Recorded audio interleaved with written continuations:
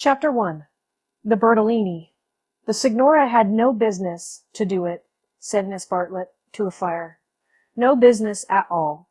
She promised us south rooms with a view close together, instead of which here are north rooms looking into a courtyard, and a long way apart. Oh, Lucy, and a cockney, besides, said Lucy, who had been further saddened by the Signora's unexpected accent. It might be London. She looked at the 2 rows of English people who were sitting at the table, at the row of the armware of white, at the portraits of the late Queen and the late Poet Laureate, Cuthbert Eager, M.A., Oxon. That was the only other decoration of the wall. Charlotte, don't you feel, too, that we might be in London? I can hardly believe that all kinds of other things. I suppose it is one's being so tired. This meat has surely been used for soup, said Miss Bartlett, laying down her fork. I want so to see the Arno. The rooms the Signora promised us in her letter would have looked over the Arno. The Signora had no business to do it at all. Or it isn't. Any nook does for me, Miss Bartlett continued, but it does seem hard that you shouldn't have a view. Lucy felt that she had been selfish. Charlotte, you mustn't spoil me. Of course, you must look over the Arno, too. I meant that. The first vacant room in the front. You must have it, said Miss Bartlett, part of whose traveling expenses were paid by Lucy's mother, a piece of generosity to which she made many a tactful allusion. No, you must have it. I insist on it. Your mother would never forgive me, Lucy. She would never forgive me. The ladies' voices grew animated, and if the sad truth be owned, a little peevish. They were tired, and under the guise of unselfishness, they wrangled. Some of their neighbors interchanged glances, and one of them, one of the ill-bred people whom one does meet abroad, went forward over the table and actually intruded into their argument. He said, I have a view. I have a view. Miss Bartlett was startled. Generally at a luncheon, people looked them over for a day or 2 before speaking, and often did not find out that they would do till they had gone. She knew that the intruder was ill-bred, even before she glanced at him.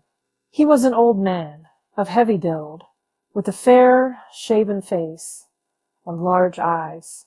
There was something childish in those eyes, though it was not the childishness of senility.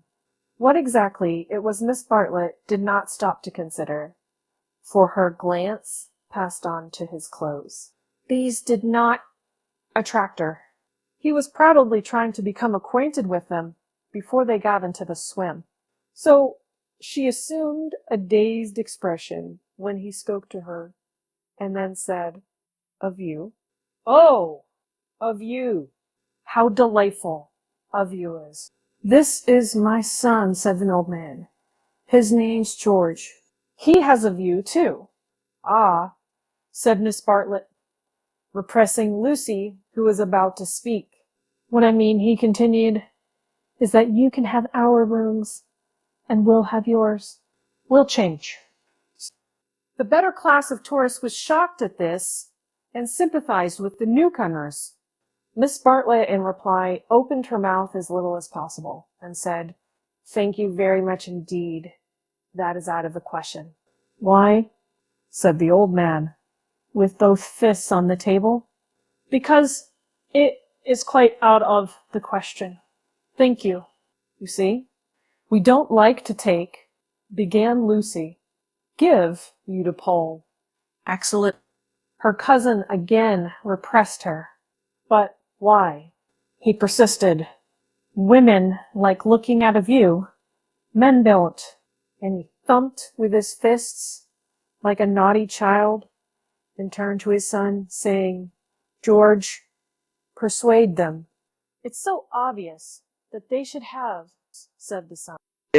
There's nothing else to say. He did not look at the ladies as he spoke, but his voice was perplexed and sorrowful.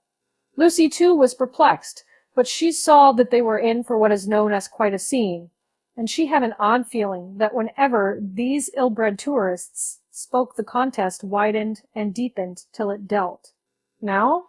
The old man attacked Miss Bartlett almost violently. Why should she not change? What possible objection had she? They would clear out in half an hour. Miss Bartlett, though skilled in the delicacies of conversation, was powerless in the presence of brutality. It was impossible to snub anyone so gross. Her face reddened with displeasure. She looked around as much as to say, "Are you all like this?" And two little old ladies, who were sitting further up the table, with shawls hanging over the backs of the chairs, looked back, clearly indicating, "We are not. We are genteel." "Eat your dinner, dear," she said to Lucy, and began to toy again with the meat that she had once censured. Lucy mumbled that those seemed very odd people opposite. "Eat your dinner, dear. This pension is a failure. Tomorrow we will make a change." Hardly had she announced this fell decision when she reversed it. The curtains at the end of the room parted and revealed a clergyman, stout but attractive, who hurried forward to take his place at the table, cheerfully apologizing for his lateness. Lucy, who had not yet acquired decency, at once rose to her feet, exclaiming, "Oh, why, it's Mr. Beatty. Oh, how perfectly lovely. Oh, Charlotte, we must stop now, however bad the rooms are." "Ooh," Miss Bartlett said, with more restraint. "How do you do, Mr. Beatty? I expect that you have forgotten us. Miss Bartlett and Miss Honeychurch, who were at Tunbridge Wells when you helped the vicar of St. Peter's that very cold Easter. The clergyman, who had the air of one on a holiday, did not remember the ladies quite as clearly as they remembered him. But he came forward pleasantly enough, and accepted the chair into which he was beckoned by Lucy. "I am so glad to see you," said the girl, who was in a state of spiritual starvation, and would have been glad to see the waiter if her cousin had permitted it. "Just fancy how small the world is.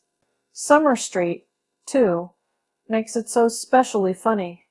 "Miss Honeychurch lives in the parish of Summer Street," said Miss Bartlett, filling up the gap, and she happened to tell me, in the course of conversation, that you have just accepted the living. "Yes, I heard from Mother so last week. She didn't know that I knew you at Tunbridge Wells, but I wrote back at once, and I said, 'Mr. Beatty is—'" "Quite right," said the clergyman. "Well, I move into the rectory at Summer Street next June. I'm lucky to be appointed to such a charming neighborhood." "Oh, how glad I am. The name of our house is Windy Corner." Mr. Beebe bowed. "There is Mother and me, generally, and my brother, though it's not often we get him to— Sure, the church is rather far off, I mean." "Lucy, dearest, let Mr. Beebe eat his dinner." "I am eating it, thank you, and enjoying it."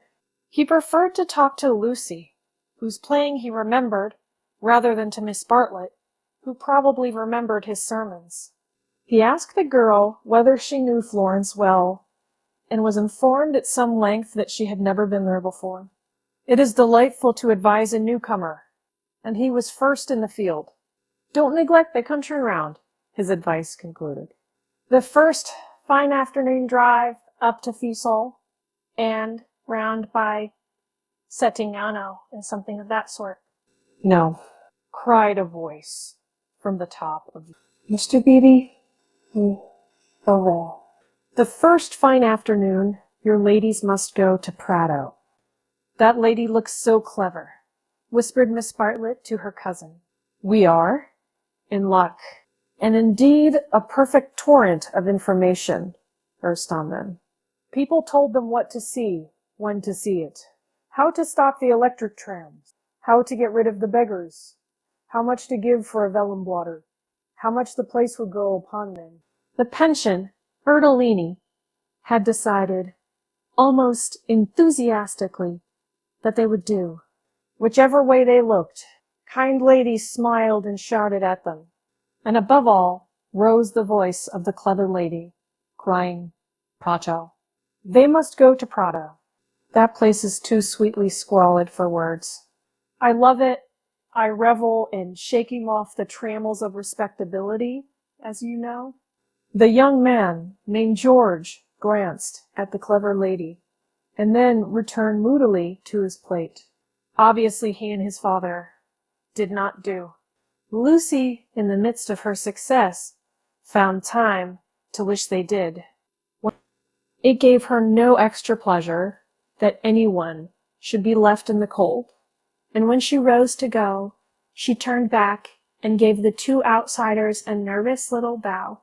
The father didn't see it. The son acknowledged it, not by another bow, but by raising his eyebrows and smiling. He seemed to be smiling across something. She hastened after her cousin, who had already disappeared through the curtains which smote one in the face, and seemed heavy with more than cloth. Beyond them stood the unreliable Signora, bowing good evening to her guests, and supported by Henri, her little boy, and Victoria, her daughter. It made a curious little scene, this attempt of the Cockney to convey the grace and geniality of the South. And even more curious was the drawing room, which attempted to rival the solid comfort of a Bloomsbury boarding house. Was this really Italy? Miss Bartlett was already seated on a tightly stuffed armchair, which had the color and the contours of a tomato. She was talking to Mr. Beatty, and as she spoke, her long, narrow head drove backwards and forwards, slowly, regularly, as though she were demolishing some invisible obstacle. "We are most grateful to you," she was saying. "The first evening means so much. When you arrived, we were in for a peculiarly mauvais quart d'heure." He expressed his regret. "Do you, by any chance, know the name of an old man who sat opposite us at dinner?" "Emerson. Is he a friend of yours?" "We are friendly, as one is in pensions." "Then I will say no more." He pressed her very slightly, and she said more. "I am, as it were," she concluded, "but chaperon of my young cousin Lucy, and it would be a serious thing if I put her under an obligation to people of whom we know nothing." His manner was somewhat unfortunate. "I hope I acted for the best." "You acted very naturally," said he. He seemed thoughtful, and after a few moments added, "All the same, I don't think much harm would have come of accepting this." "No harm, of course, but we could not be under an obligation. He is rather a peculiar man." Again, he hesitated and then said gently, "I think he would not take advantage of your acceptance, nor expect you to show gratitude. He has the merit, if it is one, of saying exactly what he means. He has rooms he does not value, and he thinks you would value them." He no more thought of putting you under an obligation than he thought of being polite. "It is so difficult, at least I find it difficult, to understand people who speak the truth." Lucy was pleased and said, "I was hoping that he was nice. I do so always hope that people will be nice." "I think he is. Nice and tiresome. I differ from him on almost every point of any importance, and so, I expect, I may say I hope, you will differ. But his is a type one disagrees with, rather than deplores. When he first came here, he not unnaturally put people's backs up. He has no tact and no manners. I don't mean by that he has bad manners, and he will not keep his opinions to himself. We nearly complained about him to our depressing Signora, but I am glad to say we thought better of it." "Am I to conclude," said Miss Bartlett, "that he is a socialist?" Mr. Beebe accepted the convenient word, not without a slight twitching of the lips. "And presumably He's brought up his son to be a socialist, too. I hardly know George, for he hasn't learned to talk yet. He seems a nice creature, and I think he has brains. Of course, he has all his father's mannerisms, and it is quite possible that he, too, may be a socialist. Oh, you relieve me, said Miss Bartlett. So, you think I ought to have accepted their offer? You feel I've been narrow-minded and suspicious. Not at all, he answered. I never suggested that. But ought I not to apologize, at all events, for my apparent rudeness? He replied with some irritation that it would be quite unnecessary, and got up from his seat to go to the smoking room. Was I a bore? Said Miss Bartlett, as soon as he had disappeared. Why didn't you talk, Lucy? He prefers young people, I'm sure. I do hope I haven't monopolized him. I hope you would have him all the evening, as well as all dinner time. He is nice, explained Lucy. Just what I remember. He seems to see good in everyone. No one would take him for a clergyman. My dear Lucia. Well, you know what I mean? You know how clergymen generally laugh. Mr. Beebe laughs just like an ordinary man. Funny girl. How you do remind me of your mother. I wonder if she will approve of Mr. Beebe. I'm sure she will, and so will Freddie. I think everyone at Windy Corner will approve. It is the fashionable world. I am used to Tunbridge Wells, where we are all hopelessly behind the times. Yes, said Lucy despondently. There was a haze of disapproval in the air, but whether the disapproval was of herself or of Mr. Beebe, or of the fashionable world at Windy Corner, or of the narrow world at Tunbridge Wells, she could not determine. She tried to locate it, but as usual, she blundered. Miss Bartlett sedulously denied disapproving of anyone, and added, I'm afraid you are finding me a very depressing companion. And the girl again thought, I must have been selfish or unkind. I must be more careful. It is so dreadful for Charlotte being poor. Fortunately, one of the little old ladies, who for some time had been smiling very benignly, now approached and asked if she might be allowed to sit where Mr. Beebe had sat. Permission granted, she began to chatter gently about Italy, the plunge it had been to come there, the gratifying success of the plunge, the improvement in her sister's health, the necessity of closing the bedroom windows at night, and of thoroughly emptying the water bottles in the morning. She handled her subjects agreeably, and they were, perhaps, more worthy of attention than the high discourse upon Guelphs and Ghibellines, which was proceeding tempestuously at the other end of the room. It was a real catastrophe, not a mere episode, that evening of hers at Venice, when she had found in her bedroom something that is one worse than a flea, though one better than something else. But here you are, as safe as in England. Signora Bertolini is so English, yet our rooms smell, said poor Lucy. We dread going to bed. A new look at the court. She died. If only Mr. Emerson was more tactful. We were so sorry for you at dinner. I think he was meaning to be kind. Undoubtedly he was, said Miss Bartlett.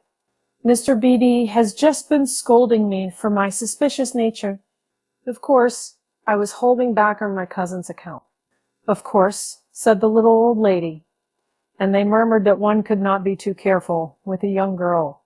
Lucy tried to look demure, but could not help feeling a great fool. No one was careful with her at home, or, at all events, she had not noticed it. A process about old Mr. Emerson, I hardly know. No, he is not tactful. Yet, have you ever noticed that there are people who do things which are most indelicate, and yet, at the same time, beautiful? Beautiful? Said Miss Bartlett, puzzled at the word. Are not beauty and delicacy the same? So one would have thought, said the other, helplessly. But things are so difficult, I sometimes think. She proceeded no further into things, for Mr. Beatty reappeared, looking extremely pleasant. "Miss Bartlett," he cried, "it's all right about the rooms." I'm so glad. Mr. Emerson was talking about it in the smoking room, and knowing what I did, I encouraged him to make the offer again. That he has let me come and ask you. He would be so pleased. "Oh, Charlotte," cried Lucy to her cousin, "we must have the rooms now. The old man is just as nice and kind as he can be." Miss Bartlett was silent. "I fear," said Mr. Beatty, after a pause, "that I have been officious. I must apologize for my interference." Gravely displeased, he turned to go.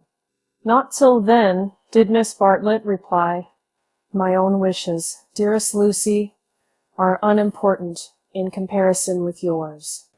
It would be hard indeed if I stopped you doing as you liked at Florence, when I'm only here through your kindness.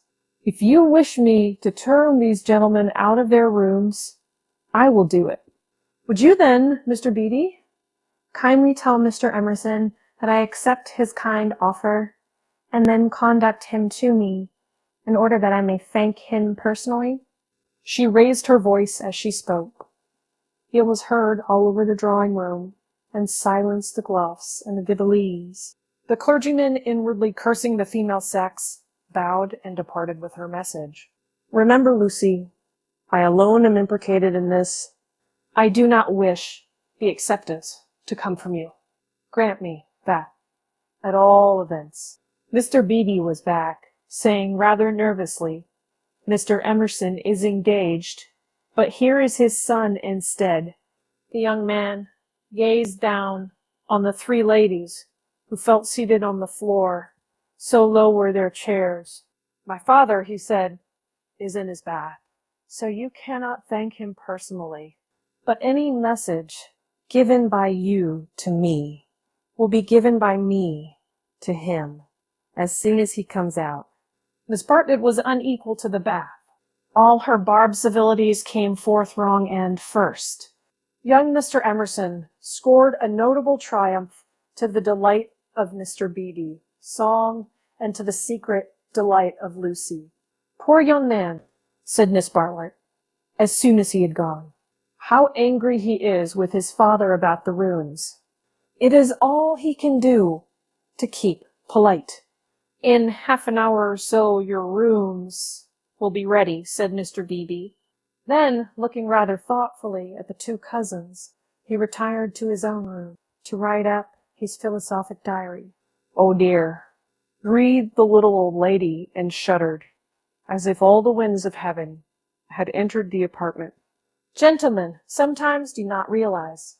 Her voice faded away, but Miss Bartlett seemed to understand, and a conversation developed, in which gentlemen who did not thoroughly realize played a principal part. Lucy, not realizing either, was reduced to literature.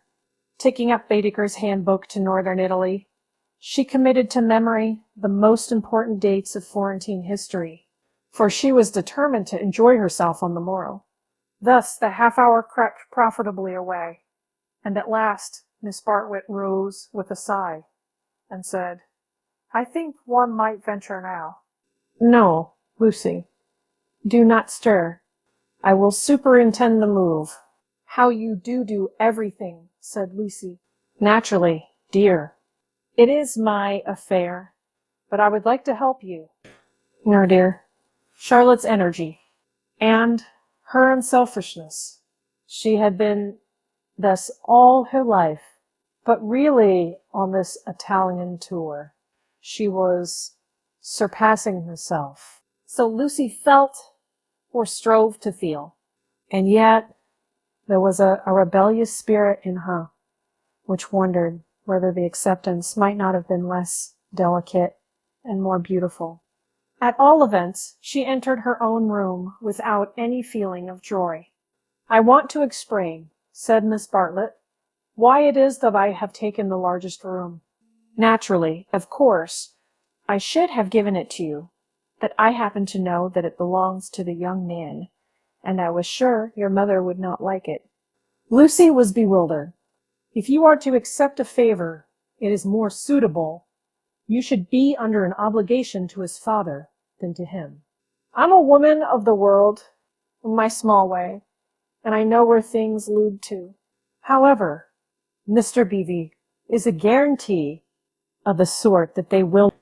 Mother wouldn't mind, I'm sure, said Lucy, but again had the sense of larger and unsuspected issues. Miss Bartlett only sighed and enveloped her in a protecting embrace as she wished her good night. It gave Lucy the sensation of a fog, and when she reached her own room, she opened the window and breathed the clean night air, thinking of the kind's light, despitest time and sold. Miss Bartlett in her room fastened the window shutters and locked the door, and then made a tour of the apartment to see where the cupboards led, and whether there were any oubliettes or secret entrances.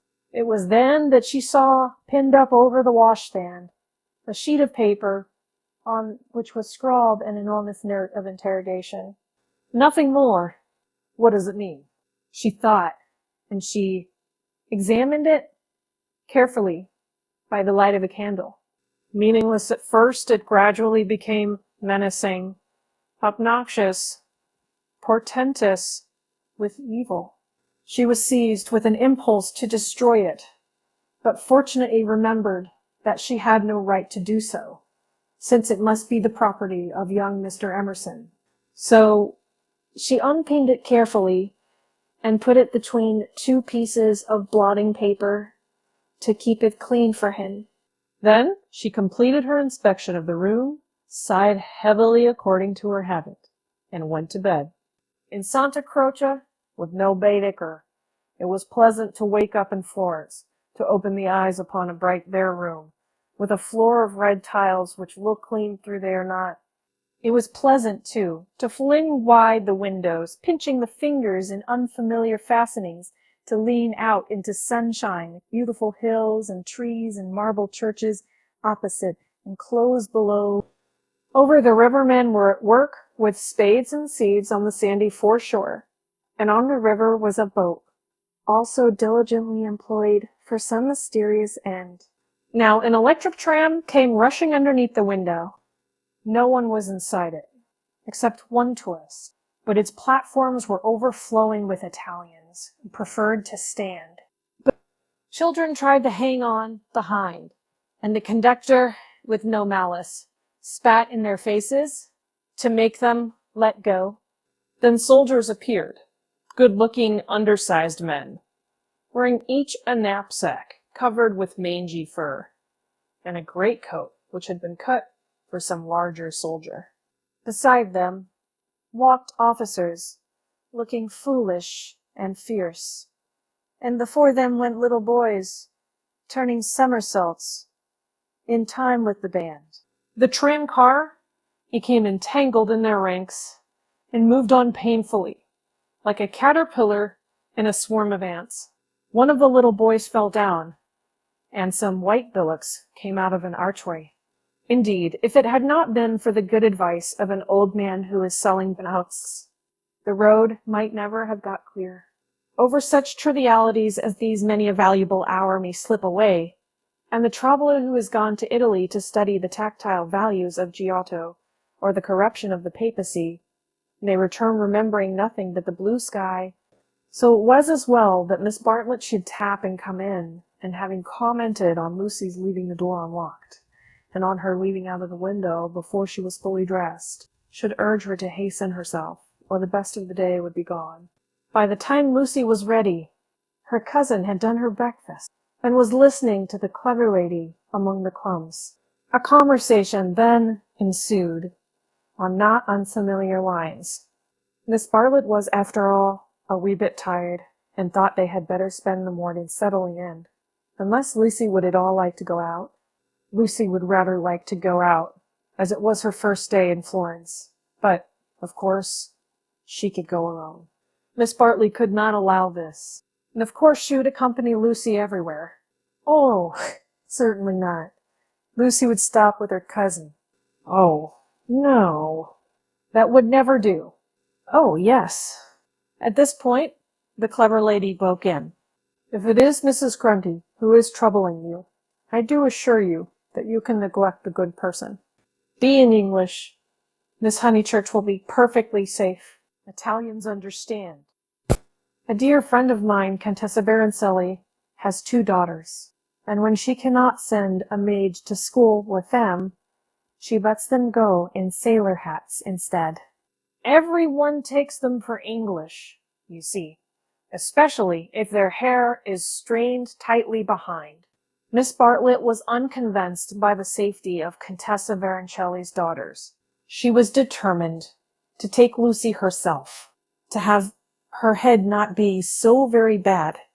The clever lady then said that she was going to spend a long morning in Santa Croce, and if Lucy would come too, she would be delighted. I will take you by a dear dirty back way, Miss Honeychurch, and if you bring me luck, we shall have an adventure. Lucy said that this was most kind, and at once opened the Baedeker to see where Santa Croce was. Toot, toot. Miss Lucy, I hope we shall soon emancipate you from Baedeker. He does but touch the surface of things. As to the true Italy, he does not even dream of it. The true Italy is only to be found by patient observation. This sounded very interesting, and Lucy hurried over her breakfast and started with her new friend in high spirits. Italy was coming at last. The Cockney Signora and her works had vanished like a bad dream. Miss Lavish, for that was the clever lady's name, turned to the right along the sunny Lung, Arno, and how delightfully warm! But a wind down the side streets cut like a knife, didn't it?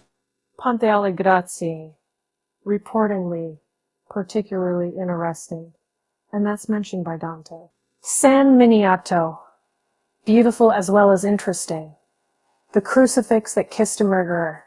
Miss Honeychurch would remember the story. The men on the river were fishing. Untrue, but then so is most information. Then Miss Lavish darted under the archway of the light bullocks, and she stalked, and she cried. A smell.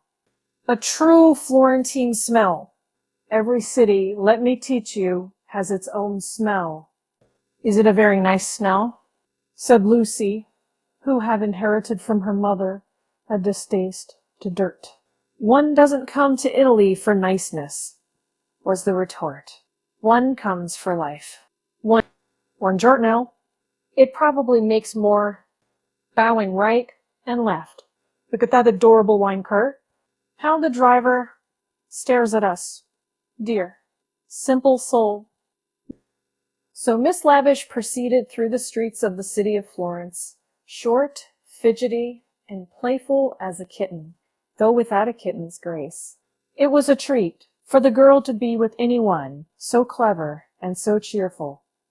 And a blue military cloak, such as an Italian officer wears, only increased the sense of festivity. Buongiorno. Take the word of an old woman, Miss Lucy. You will never repent of a little civility to your inferiors. That is the true democracy, though I am a real radical as well. There, now you're shocked. Indeed, I'm not, exclaimed Lucy. We are radicals, too. Out and out. My father always voted for Mr. Gladstone, until he was so dreadful about Ireland. I see. And now you have gone over to the enemy. Oh, please. If my father was alive, I'm sure he would vote radical again, now that Ireland is all right. And as it is, the glass over our front door was broken last election, and Freddie is sure it was the Tories. But mother says nonsense. A tramp. Shameful. A manufacturing district, I suppose. No, in the Surrey Hills, about 5 miles from Dorking, looking over the Weald. Miss Lavish seemed interested, and slackened her trot. What a delightful part. I know it so well. It is full of the very nicest people. Do you know Sir Harry Otway, a radical if ever there was? Very well indeed. And old Mrs. Butterworth, the philanthropist, why, she rents a field of us. How funny. Miss Lavish looked at the narrow ribbon of sky and murmured, "Oh, you have property in Surrey." "Hardly any," said Lucy, fearful of being thought a snob. "Only 30 acres, just the garden, all downhill, and some fields." Miss Lavish was not disgusted, and said it was just the size of her aunt's Suffolk estate. Italy receded.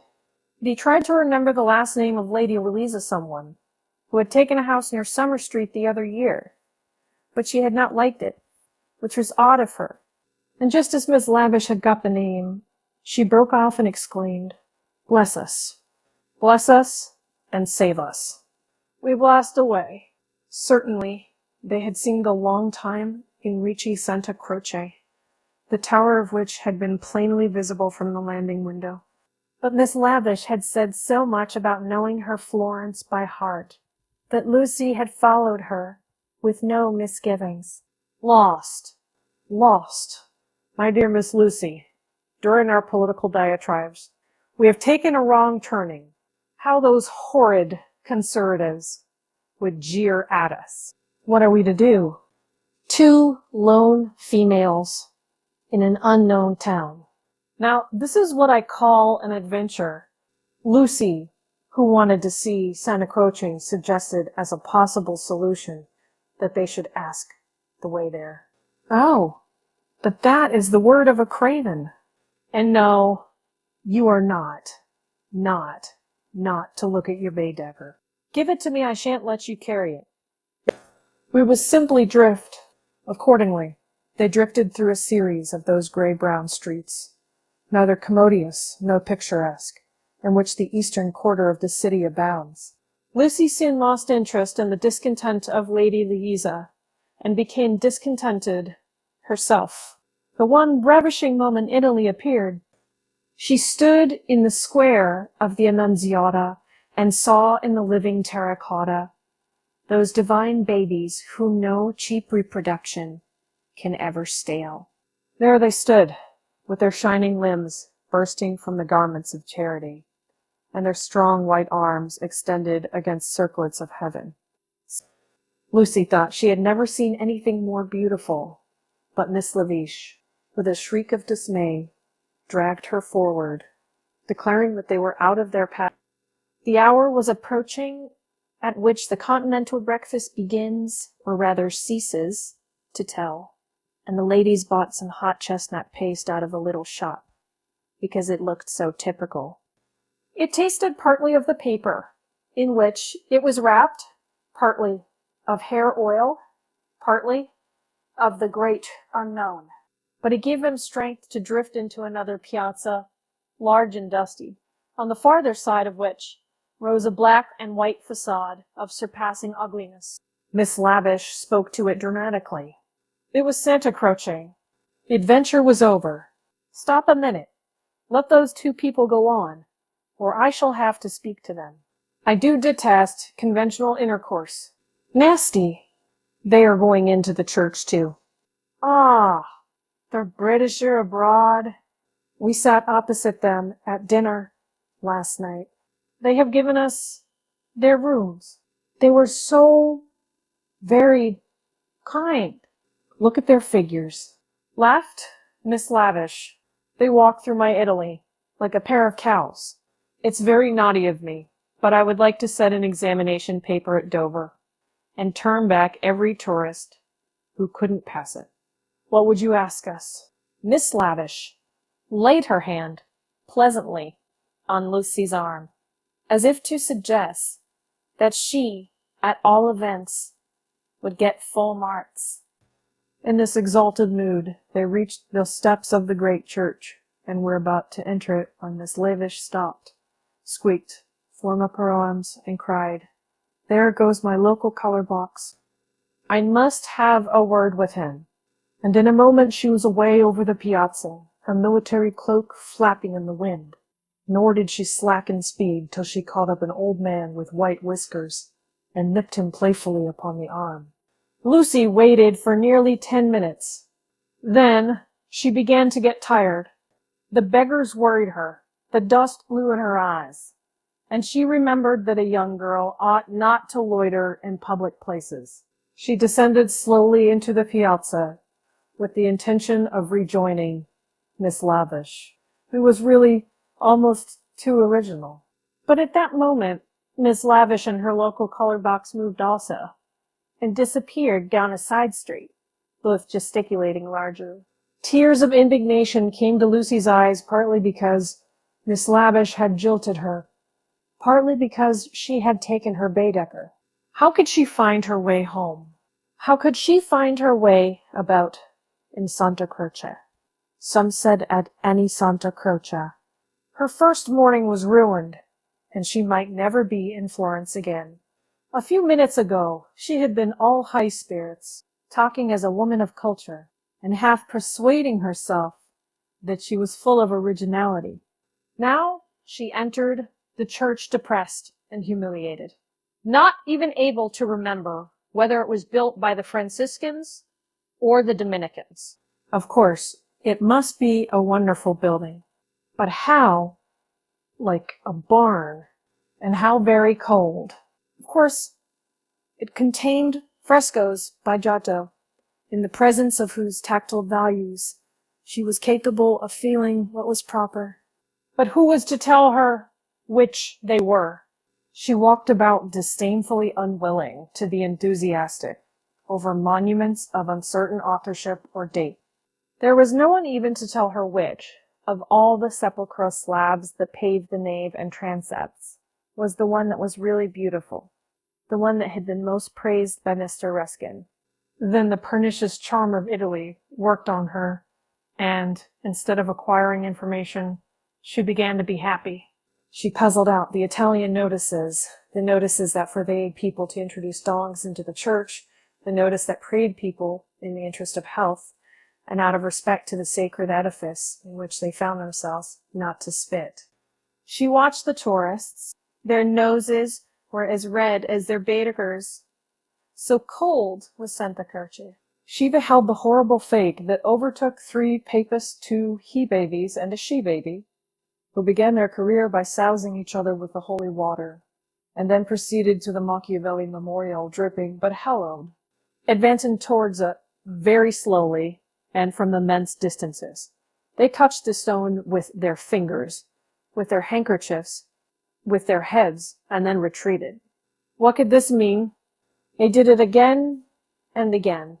And this you realized that they had mistaken Machiavelli for some saint, hoping to acquire virtue. Punishment followed quickly.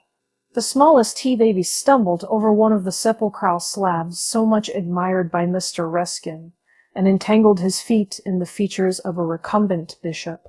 Protestant as she was, Lucy darted forward. She was too late. He fell heavily upon the prelate's upturned toes. "Hateful bishop!"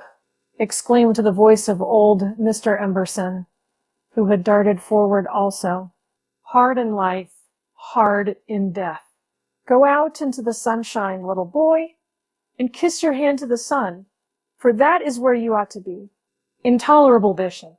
The child screamed frantically at these words, and at these dreadful people who picked him up, dusted him, rubbed his bruises, and told him not to be superstitious. "Look at him," said Mr. Emerson to Lucy. "Here's a mess. A baby, hurt, cold, and frightened. Baby. But what else can you expect from a church?" The child's legs had become as nothing lax. Each time that old Mr. Emerson and Lucy said it, erect, it collapsed with a roar. Fortunately, an Italian lady, who ought to have been saying her prayers, came to the rescue. By some mysterious virtue, which mothers alone possess, she stiffened the little boy's backbone and imparted strength to his knees. He stood. Still gibbering with agitation, he walked away. "You are a clever woman," said Mr. Emerson. You've done more than all the relics in the world. I am not of your creed, but I do believe in those who make their fellow creatures happy. There is no scheme of the universe. He paused for a phrase. Niente, said the Italian lady, and returned to her prayers. I'm not sure she understands English, suggested Lucy. In her chastened mood, she no longer despised the Emersons. She was determined to be gracious to them, beautiful rather than delicate, and, if possible, to erase Miss Bartlett's civility as some gracious reference to the pleasant rooms. That woman understands everything, was Mr. Emerson's reply. But what are you doing here? Are you doing the church? Are you through with the church? No, cried Lucy, remembering her grievance. I came here with Miss Lavish, who was to explain everything, and just by the door. It is too bad. She simply ran away, and after waiting quite a time, I had to come in by myself. Why shouldn't you? Said Mr. Emerson. Yes, why shouldn't you come by yourself? Said the son, addressing the young lady for the first time. But Miss Lavish has even taken away Baedeker. Said Mr. Emerson. I'm glad it's that you minded. It's worth minding. The loss of a Baedeker. That's worth minding. Lucy was puzzled. She was again conscious of some new idea, and was not sure whither it would lead her. If you've no Baedeker, said the son, you'd better join us. Was this where the idea would lead? She took refuge in her dignity. Thank you very much, but I could not think of that. I hope you do not suppose that I came to join on to you. I really came to help with the child, and to thank you for so kindly giving us your rooms last night. I hope that you have not been put to any great inconvenience. My dear, said the old man gently, I think that you are repeating what you have heard older people say. You are pretending to be touchy, but you are not really. Stop being so tiresome, and tell me instead what part of the church you want to see. To take you to it will be a real pleasure. Now this was abominably impertinent, and she ought to have been furious. But it is sometimes as difficult to lose one's temper as it is difficult at other times to keep it. Lucy could not get cross. Mr. Emerson was an old man, and surely a girl might humor him. On the other hand, his son was a young man, and she felt that a girl ought to be offended with him, or at all events be offended before him. It was at him that she gazed before replying. I am not touchy, I hope. It is the Giottos that I want to see, if you will kindly tell me which they are. The son nodded. With a look of somber satisfaction, he led the way to the Peruzzi chapel. There was a hint of the teacher about him. She felt like a child in school who had answered a question right. The chapel was already filled with an earnest congregation, and out of them rose the voice of a lecturer directing them how to worship Giotto, not by tactful valuations, but by the standards of the spirit. Remember, he was saying the facts about this church of Santa Croce, how it was built by faith in the full fervor of medievalism, before any taint of the Renaissance had appeared. Observe how Giotto, in his frescoes, now, unhappily, ruined by restoration, is untroubled by the snares of anatomy and perspective. Could anything be more majestic, more pathetic, beautiful, true? How little we feel avails knowledge and technical cleverness against a man who truly feels it. No, exclaimed Mr. Emerson in much too loud a voice for church. Remember nothing of the sort. Built by faith indeed. That simply means the workmen weren't paid properly. And as for the frescoes, I see no truth in them. Look at that fat man in blue. He must weigh as much as I do, and he is shooting into the sky like an air balloon. He was referring to the fresco of the Ascension, of St. John. Inside, the lecturer's voice faltered, as well at night. The audience shifted uneasily, and so did Lucy. She was sure that she ought not to be with these men, but they had cast a spell over her. They were so serious and so strange that she could not remember how to behave. Now, did this happen, or didn't it? Yes or no? George replied, "It happened like this, if it happened at all. I would rather go up to heaven by myself than be pushed by cherubs. And if I got there, I should like my friends to lean out of it, just as they do here." "You will never go up," said his father. "You and I, dear boy, will lie at peace in the earth that bore us, and our names will disappear as surely as our work survives. Some of the people can only see the empty grave, not the saint, whoever he is, go numb. It did happen like that, if it happened at all." "Pardon me," said a frigid voice. "The chapel is somewhat small for 2 parties. We will incommode you no longer." The lecturer was a clergyman, and his audience must be also his flock, for they held prayer books as well as guidebooks in their hands. They filed out of the chapel in silence. Amongst them were the 2 little old ladies of the pension Bertolini, Miss Teresa and Miss Catherine Allen. "Stop," cried Mr. Emerson. "There's plenty of room for us all." "Stop." The procession disappeared without a word. Soon the lecturer could be heard in the next chapel, describing the life of St. Francis. "George, I do believe that clergyman is the Brixton curate." George went into the next chapel and returned, saying perhaps he... "I don't remember." "Then I had better speak to him and remind him who I am. It's that Mr. Eager? Why did he go? Did we talk too loud? How vexatious. I shall go and say, we are sorry. Hadn't I better? Then perhaps he will come back." "He will not come back," said George. But Mr. Emerson, contrite and unhappy, hurried away to apologize to the Reverend Cuthbert Eager.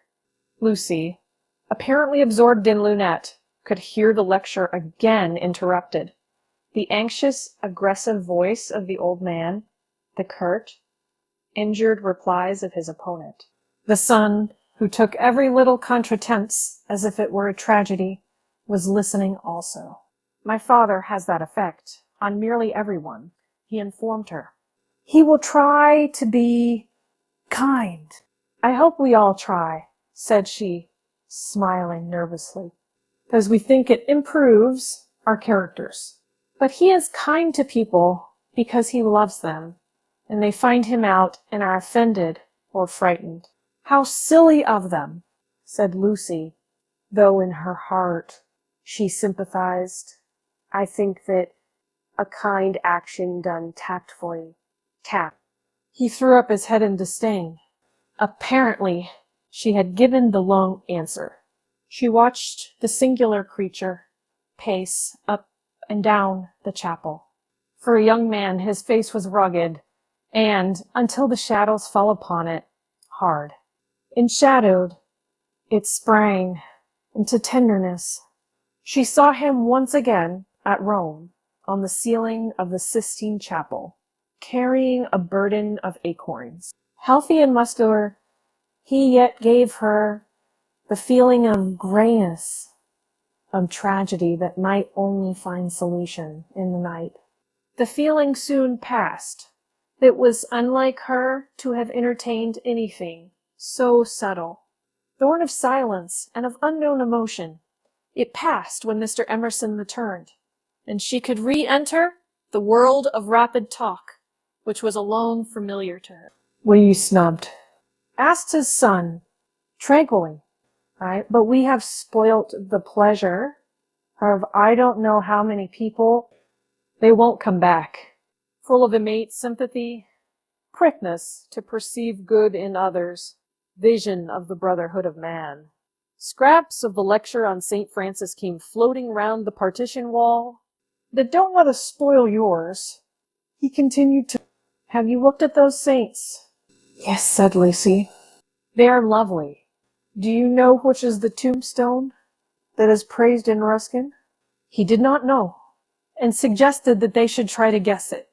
George, rather to her relief, refused to move, and she and the old man wandered not unpleasantly about Santa Croce, which, though it is like a barn, has harvested many beautiful things inside its walls.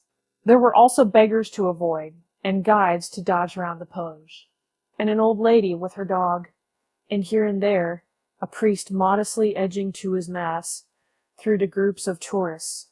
But Mr. Emerson was only half interested. He watched the lecturer, whose success he believed he had impaired, and then he anxiously watched his son. Why will he look at that fresco? He said uneasily. I saw nothing in it. I like Giotto, she replied. It's so wonderful what they say about his tactile values. Though I like things like the Bella Rabbia, babies better. So you ought. A baby is worth a dozen saints, and my baby's worth the whole of paradise. And as far as I can see, he lives in hell. Lucy again felt that this did not do. In hell, he repeated. He's unhappy. Oh dear, said Lucy. How can he be unhappy when he is strong and alive? What more is one to give him? And think how he has been brought up, free from all the superstition and ignorance that led men to hate one another in the name of God. With such an education as that, I thought he was bound to grow up happy. She was no theologian, but she felt that here was a very foolish old man, as well as a very irreligious one. She also felt that her mother might not like her talking to that kind of person, and that Charlotte would object most strongly. What are we to do with him? He asked. He comes out for his holiday to Italy, and even behaves like that, like the little child who ought to have been playing, and who hurt himself upon the tombstone. Eh? What did you say? Lucy had made no suggestion. Suddenly he said, Now, don't be stupid over this. I don't require you to fall in love with my boy, but I do think you might try and understand him. You are nearer his age, and if you let yourself go, I am sure you are sensible. You might help me. He has known so few women, and you have the time. You stop here several weeks, I suppose, but let yourself go. You are inclined to get muddled, if I may judge from last night. Let yourself go. Pull out from the depths those thoughts that you do not understand, and spread them out in the sunlight, and know the meaning of them. By understanding, George, you may learn to understand yourself. It will be good for both of you. To this extraordinary speech, Lucy found no answer. I only know what it is that's wrong with him, not why it is. And what is it? Asked Lucy fearfully, expecting some harrowing tale. The old trouble, things won't fit. What things? The things of the universe. It is quite true. They don't. Oh, Mr. Emerson, whatever do you mean? In his ordinary voice, so that she scarcely realized he was quoting poetry, he said, From far, from eve and morning, and yon 12-winded sky, the stuff of life to knit me bleed hither. Here am I. George and I both know. We know that we come from the winds, and that we shall return to them, that all life is perhaps a knot, a tangle, a blemish, in the eternal smoothness. But why should this make us unhappy? Let us rather love one another, and work, and rejoice. I don't believe in this world sorrow. Miss Honeychurch assented. Then make my boy think like us. Make him realize that by the side of the everlasting why, there is a yes, a transitory. Yes, if you like, but a yes. Suddenly she laughed. Surely one ought to laugh. So, and a young man melancholy because the universe wouldn't fit, because life was a tangle, or a wind, or a yes, or something. I'm very sorry, she cried. You think about me I'm feeling. But then she became matronly. Oh, but your son wants employment. Has he no particular hobby? Why, I myself have worries, but I can generally forget them at the piano, and collect these stamps did no end of good for my brother. Perhaps Italy bores him. You ought to try the Alps or the lakes. The old man's face saddened, and he touched her gently with his hand. This did not alarm her. She thought that her advice had impressed him, and that he was thanking her for it. Indeed, he no longer alarmed her at all. She regarded him as a kind thing, but quite silly. Her feelings were as inflated spiritually as they had been an hour ago aesthetically, before she lost Baedeker. The dear George, now striding towards them over the tombstones, seemed both pitiable and absurd. He approached, his face in the shadow. He said, Miss Bartlett. Oh, good gracious me, and said Lucy, suddenly collapsing, and again seeing the whole of life, in a new perspective. Where? Where? In the nave. I see. Those gossiping little Miss Allens must have. She checked herself. Poor girl. Exploded Mr. Emerson. Poor girl. She could not let this pass, for it was just what she was feeling herself. Poor girl. I fail to understand the point of that remark. I think myself a very fortunate girl. I assure you, I'm thoroughly happy and having a splendid time. Pray don't waste time mourning over me. There's enough sorrow in the world, isn't there, without trying to invent it. Goodbye. Thank you both so much for all your kindness. Yes, there does come my cousin. A delightful morning. Santa Croce is a wonderful church. She joined her cousin. Chapter 3 Music, Violets, and the Letter. It so happened that Lucy, who found daily life rather chaotic, entered a more solid world when she opened the piano. She was then no longer either deferential or patronizing, no longer either a rebel or a slave. The kingdom of music is not the kingdom of this world. It will accept those whom breeding and intellect and culture have alike rejected.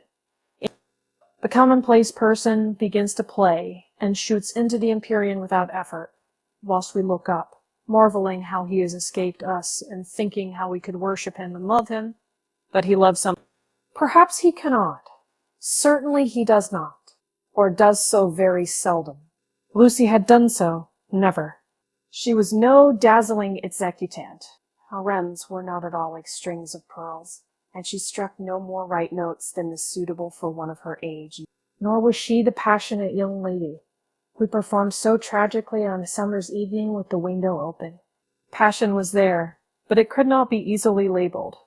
It slipped between love and hatred and jealousy, and all the furniture of the pictorial style. And she was tragical only in the sense that she was great, for she loved to play on the side of victory. Victory of what and over what, that is more than the words of daily life can tell us. But that some sonatas of Beethoven are written tragic, no one can gainsay. Yet they can triumph or despair, as the player decides. And Lucy had decided that they should triumph. A very wet afternoon at the Bertolini permitted her to do the thing she really liked. And after lunch, she opened the little draped piano. A few people lingered round and praised her playing, but finding that she made no reply, dispersed to their rooms to write up their diaries or to sleep. She took no notice of Mr. Emerson looking for his son, nor of Miss Bartlett looking for Miss Lavish, nor of Miss Lavish looking for her cigarette case. Like every true performer, she was intoxicated by the mere feel of the notes. They were fingers caressing her own, and by touch, not by sound alone, did she come to her desire. Mr. Beebe. sitting unnoticed in the window, pondered this illogical element in this Honeychurch, and recalled the occasion at Tunbridge Wells when he had discovered it. It was at one of those entertainments where the upper classes entertain the lower. The seats were filled with a respectful audience, and the ladies and gentlemen of the parish, under the auspices of their vigor, sang or recited or imitated the drawing of a champagne cork. Among the promised items was Miss Honeychurch. Piano. Beethoven. And Mr. Beebe was wondering whether it would be Adelaida or the March of the Ruins of Athens, when his composure was disturbed by the opening bars of Opus 3. He was in suspense, all through the introduction, for not until the pace quickens does one know what the performer intends. With the roar of the opening theme, he knew that things were going extraordinarily. In the chords that herald the conclusion, he heard the hammer strokes of victory. He was glad that she only played the first movement, for he could have paid no attention to the winding intricacies of the measures of 9/16. The audience clapped, no less respectful. It was Mr. Beebe who started the stamping. It was all that one could do. Who is she? That he asked the vicar afterwards. Cousin of one of my parishioners. I do not consider her choice of a piece happy. Beethoven is so usually simple and direct in his appeal that it is sheer perversity to choose a thing like that, which, if anything, disturbs. Introduce me. She will be delighted. She and Miss Bartlett are full of the praises of your sermon. My sermon? Cried Mr. Beebe. Why ever did she listen to it? When he was introduced, he understood why, for Miss Honeychurch, disjoined from her music stool, was only a young lady with a quantity of dark hair and a very pretty, pale, undeveloped face. She loved going to concerts. She loved stopping with her cousin. She loved iced coffee and limes. He did not doubt that she loved his sermon. But before he left Tunbridge Wells, he made a remark to the vicar, which he now made to Lucy herself, when she closed the little piano and moved dreamily towards him. If Miss Honeychurch ever takes to live as she plays, it'll be very exciting, both for us. Lucy at once re-entered daily life. Oh, what a funny thing. Someone said just the same to Mother, and she said she trusted. I should never live a duet. Doesn't Mrs. Honeychurch like music? She doesn't mind it, but she doesn't like one to get excited over anything. She thinks I'm silly about it. And she thinks, I can't make out. Once, I said that I liked my own playing better than anyone's. She has never got over it. Of course, I didn't mean that I played well. I only meant, of course, said he, wondering why she bothered to explain. Music, said Lucy, as if attempting some generality. She could not complete it, and looked out absently upon Italy in the wet.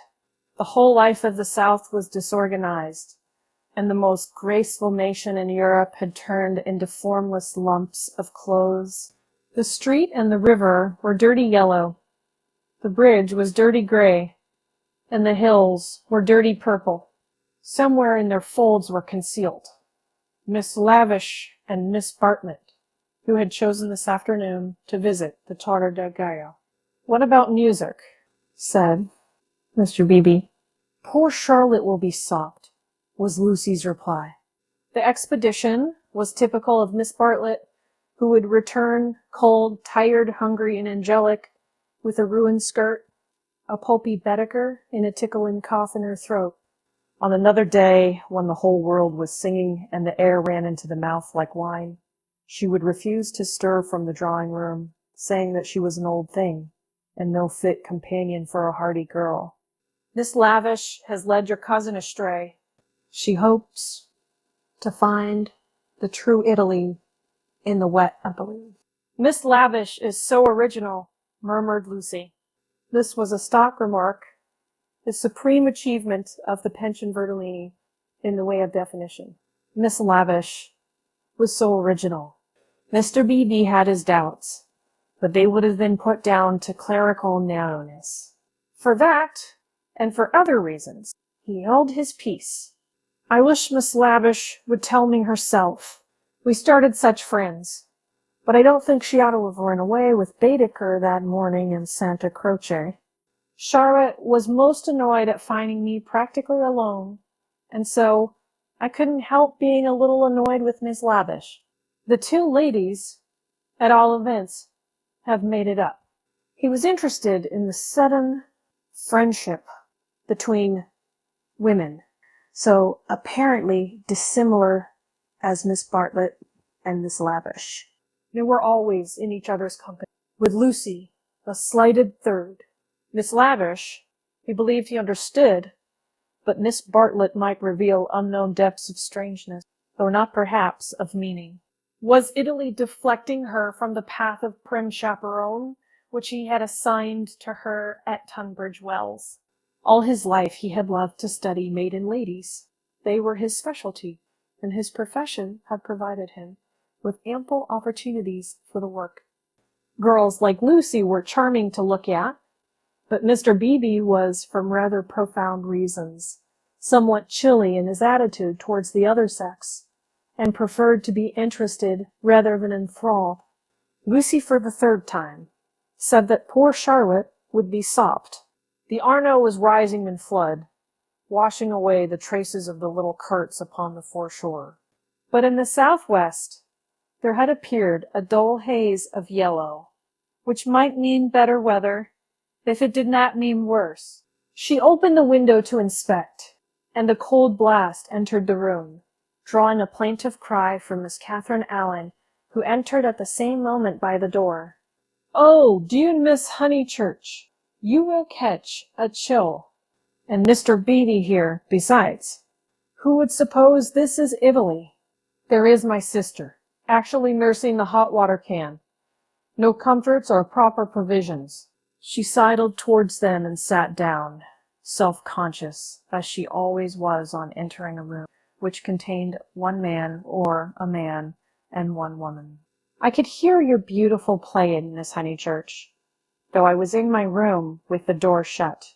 Doors shut, indeed, most necessary. No one has the least idea of privacy in this country, and one person catches it from another."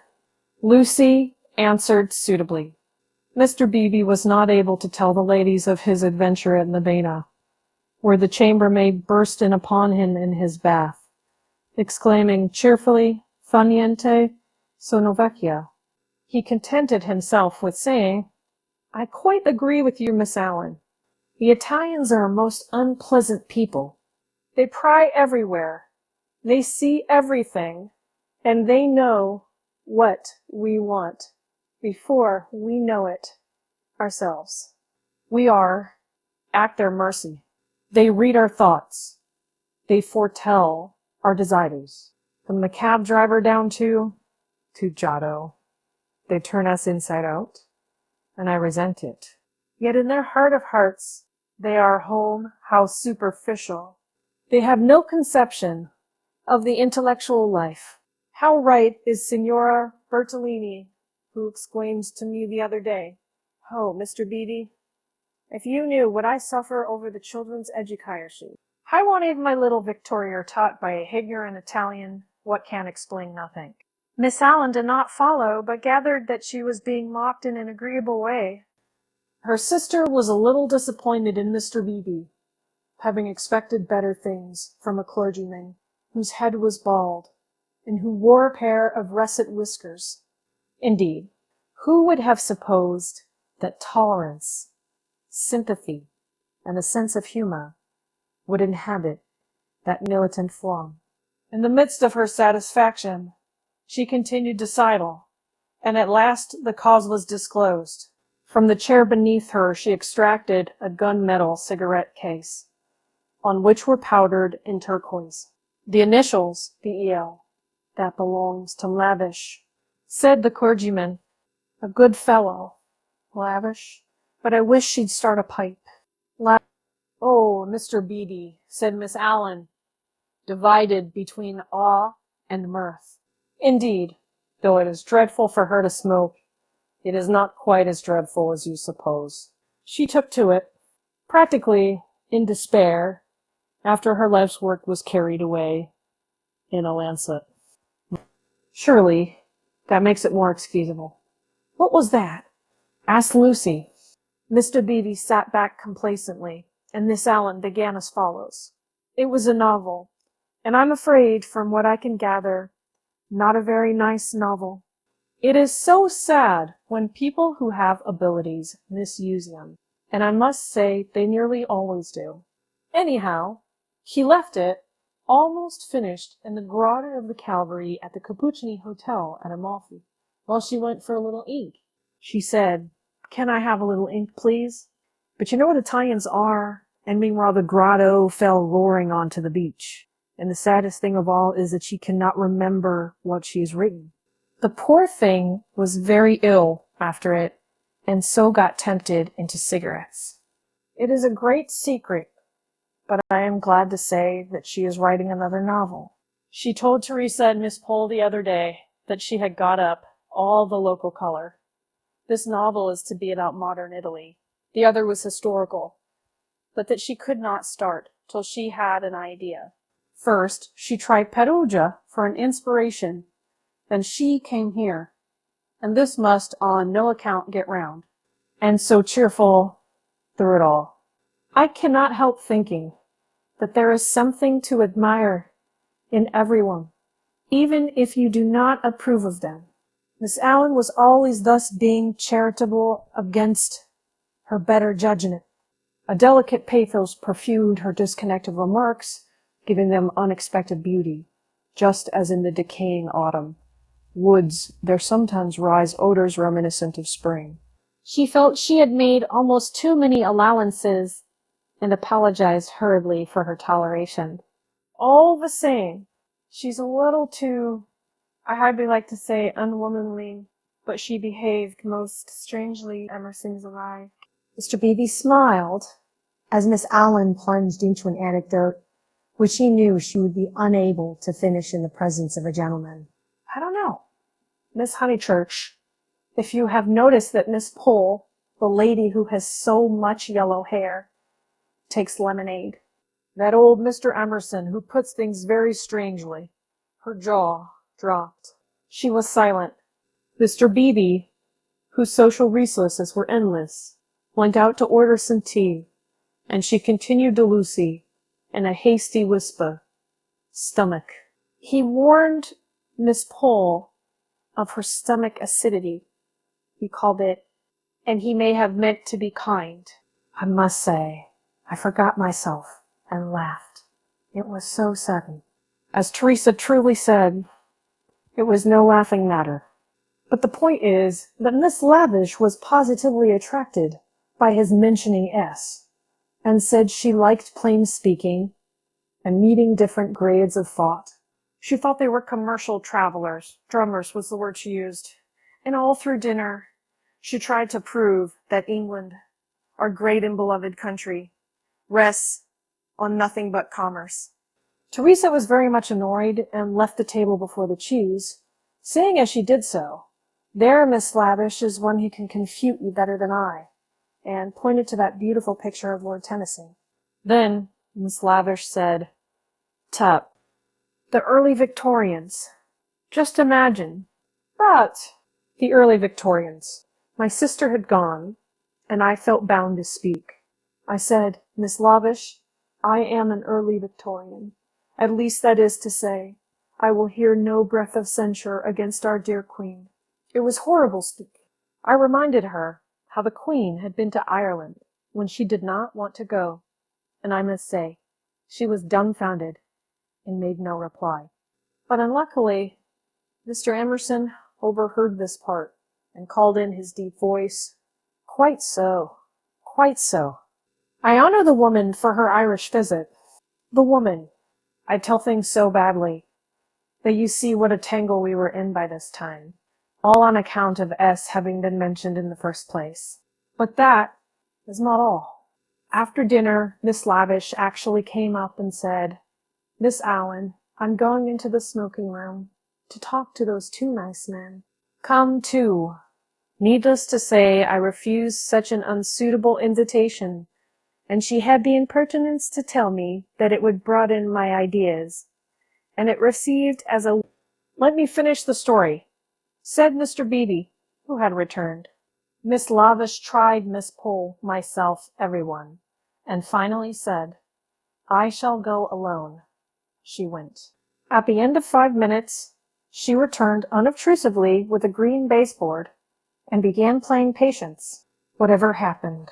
cried Lucy. "No one knows. No one will ever know. Miss Lavish will never dare to tell, and Mr. Emerson does not think it worth telling. Mr. Beebe, old Mr. Emerson, is he nice or not nice? I do so want to know." Mr. Beebe laughed and suggested that she should settle the question for herself. "No, but it is so difficult. Sometimes he is so silly, and then I do not mind him. Miss Allen, what do you think? Is he nice?" Even the little old lady shook her head and sighed disapprovingly. Mr. Beebe, whom the conversation amused, stirred her up by saying, "I consider that you are bound to class him as nice, Miss Allen, after that business of the violets." "Violets? Oh, dear. Who told you about the violets? How do things get round? A pension is a bad place for gossips." "No. I cannot forget how they behaved at Mr. Eager's lecture at Santa Croce. Oh, poor Miss Honeychurch. It really was too bad. Now, I have quite changed. I do not like the Emersons. They are not nice." Mr. Beebe smiled nonchalantly. He had made a gentle effort to introduce the Emersons into Bertolini society, and the effort had failed. He was almost the only person who remained friendly to them. Miss Lavish, who represented intellect, was avowedly hostile, and now the Miss Allens, who stood for good breeding, were following her.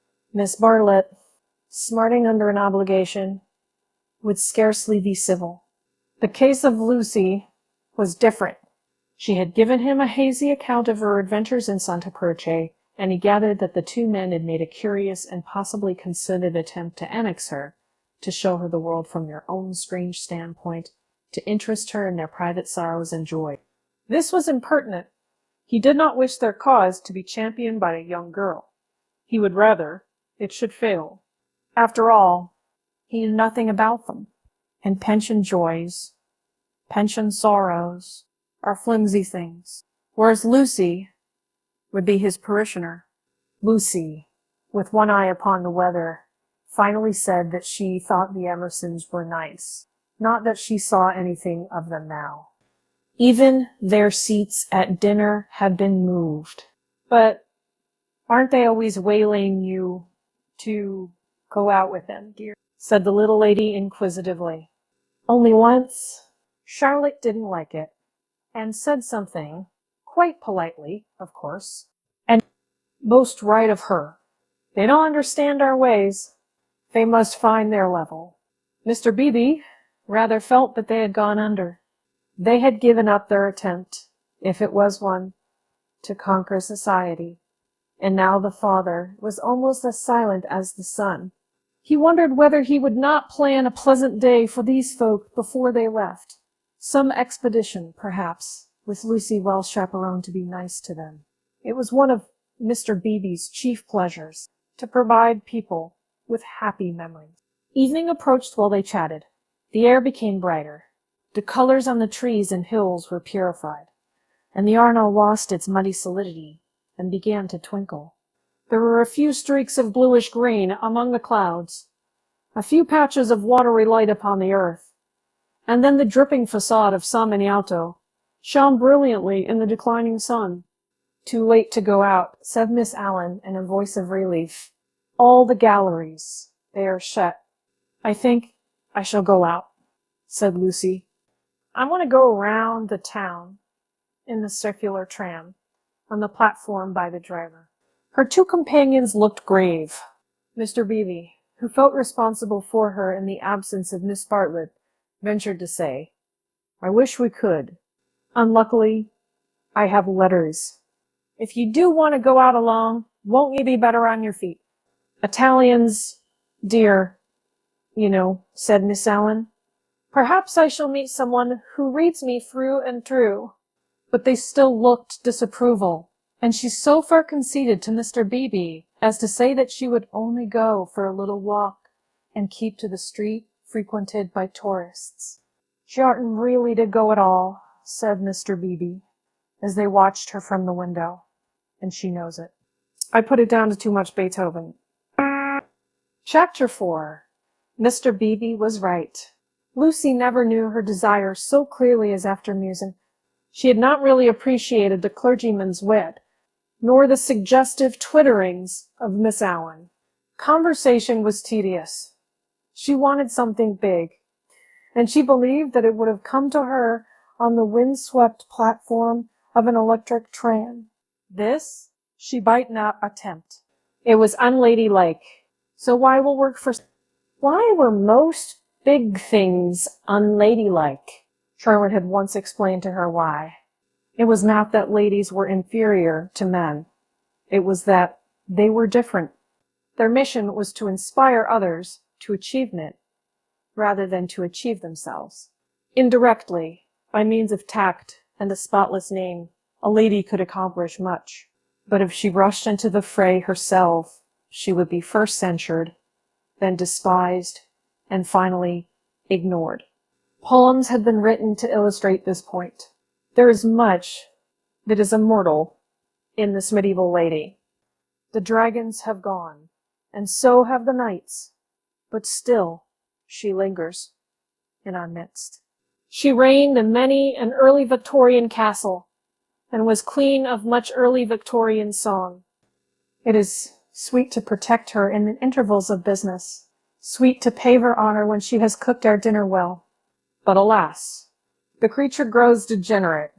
In her heart also there are springing up strange desires. She too is enamored of heavy winds and vast panoramas and green expanses of the sea.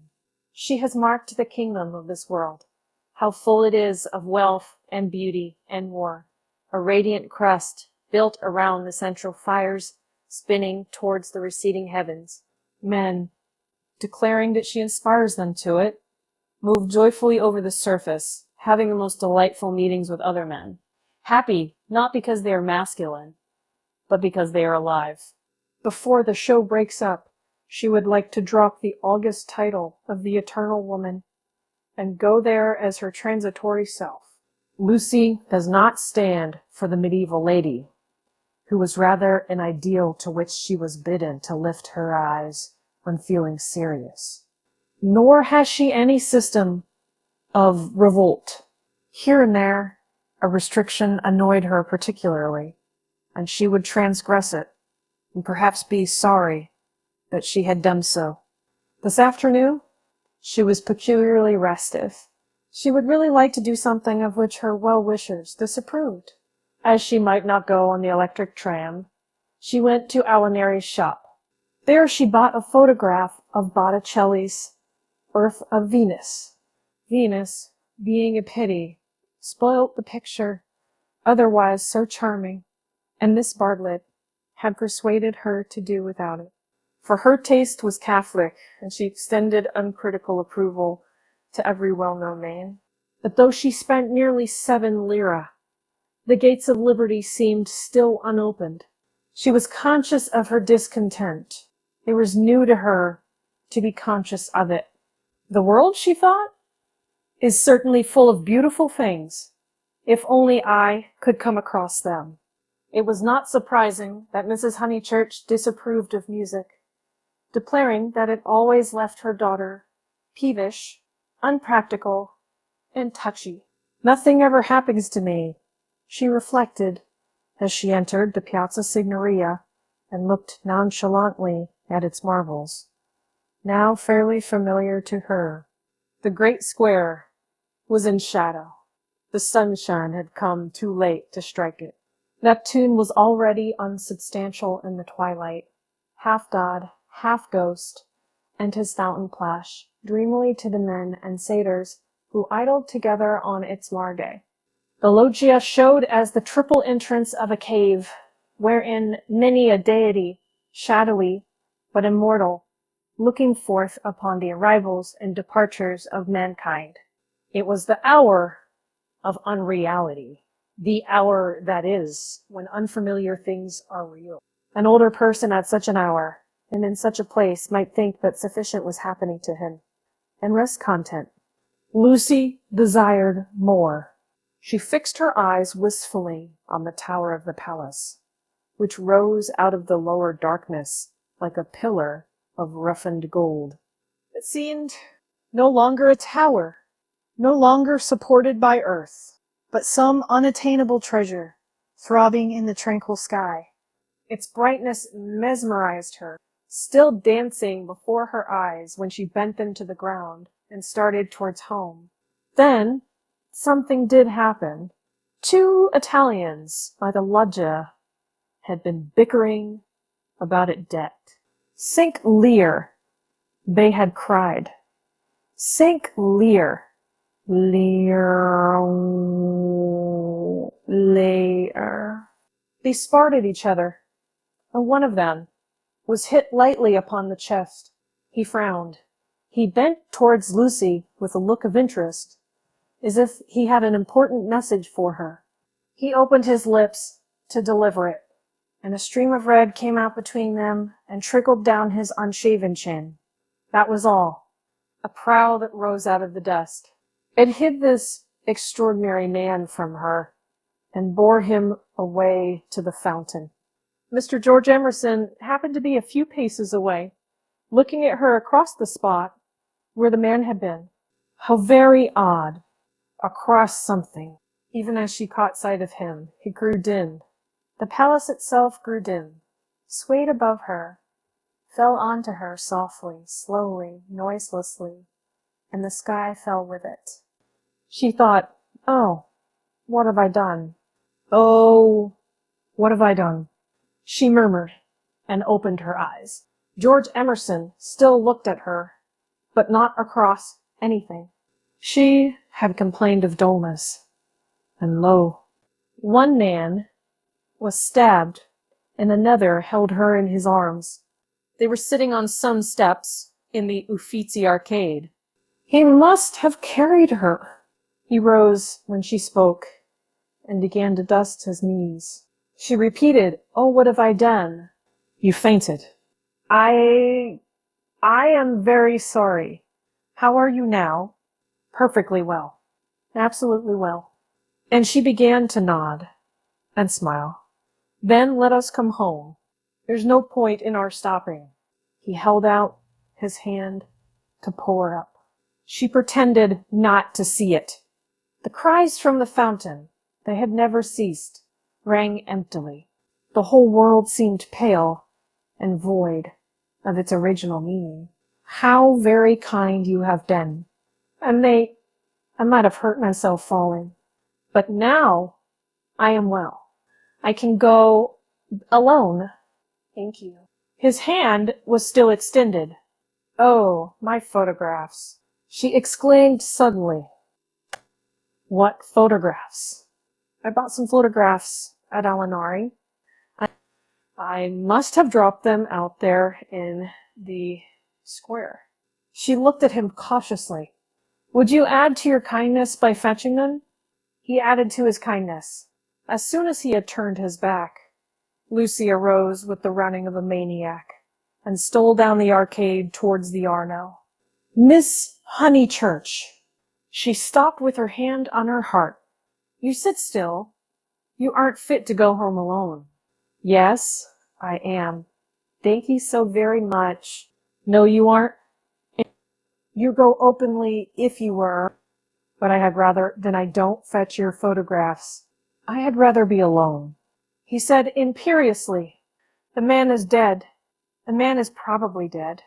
Sit down till you are rested."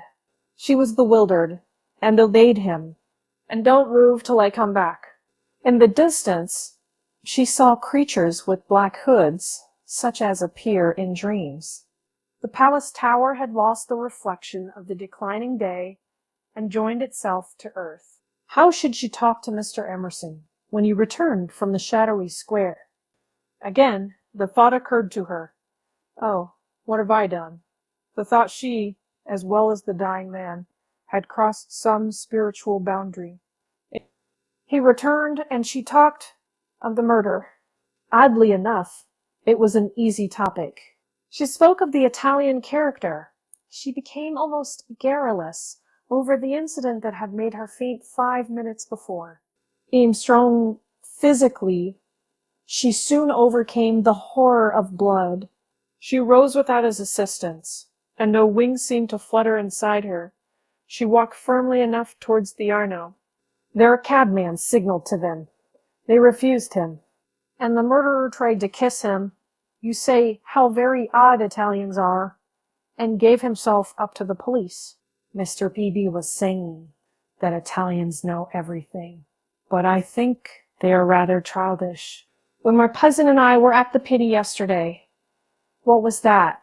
He had thrown something into the stream. What did you throwing? Someone typically said to this, even though sailing sex crossly, things I get. Mr. Emerson. Well, where are the photographs? He was silent. I believe it was my photographs that you threw away. I didn't know what to do with them, he cried, and his voice was that of an anxious boy. Her heart warmed towards him for the first time. They were covered with blood. There. I'm glad I've told you. And all the time we were making conversation, I was wondering what to do with them. He pointed downstream. They've gone. The river swirled under the bridge. I did mind them so, and one is so foolish. It seemed better that they should go out to the sea. I don't know. I may just mean that they frighten me. Then the boy verged into a man. For something tremendous has happened, and must face it without getting muddled. It isn't exactly that a man has died. Something warned Lucy that she must stop him. It's happened. He repeated. I mean, find out what it is. Mr. Emerson. He turned towards her frowning, as if she had disturbed him in some abstract quest. I want to ask you something before we go in. They were close to their pension. She stopped and leant her elbows against the parapet of the embankment. He did likewise. There is at times a magic in identity of position, and it is one of the things that have suggested to us eternal comradeship. She moved her elbows before saying, I have behaved ridiculously. He was following his own thoughts. I was never so much ashamed of myself in my life. I can't think what came over me. I nearly fainted myself, he said. But she felt that her attitude repelled him. Well, I owe you 1,000 apologies. Oh, all right. And this is the real point. You know how silly people are gossiping. Ladies especially, I'm afraid. You understand what I mean? I'm afraid I don't. I mean, would you not mention it to anyone? My foolish behavior? Your behavior. Oh, yes. All right. All right. Thank you so much. And would you... She could not carry her request any further. The river was rushing below them, almost black in the advancing night. He had thrown her photographs into it, and then he had told her the reason. It struck her that it was hopeless to look for chivalry in such a man. He would do her no harm by idle gossip. He was trustworthy, intelligent, and even kind. He might even have a high opinion of her. But he lacked chivalry. His thoughts, like his behavior, would not be modified by awe. It was useless to say to him, and would you, and hope that he would complete the sentence for himself, averting his eyes from her nakedness, like the night in that beautiful picture. She had been in his arms, and he remembered it, just as he remembered the blood on the photographs that she had bought in Alinari's shop. It was not exactly that a man had died. Something had happened to the living. They had come to a situation where character tells and where childhood enters upon the branching paths of youth. "Oh, thank you so much," she repeated. "How quickly these accidents do happen, and then one returns to the old life." "I don't." Anxiety moved her to question him. His answer was puzzling. "I shall probably want to live." "But why, Mr. Emerson?" "What do you mean?" "I shall want to live, I say." Leaning her elbows on the parapet, she contemplated the river Arno, whose roar was suggesting some unexpected melody to her ears. Chapter 5. It was a family saying that you never knew which way Charlotte Bartlett would turn. She was perfectly pleasant and sensible over Lucy's adventure, found the abridged account of it quite adequate, and paid suitable tribute to the courtesy of Mr. George Emerson. She and Miss Lavish had had an adventure also. They had been stopped at the Dazio coming back, and the young officials there, who seemed impudent and désœuvré, had tried to search their reticules for provisions. It might have been most unpleasant. Fortunately, Miss Lavish was a match for any. For good or for evil, Lucy was left to face her problem alone.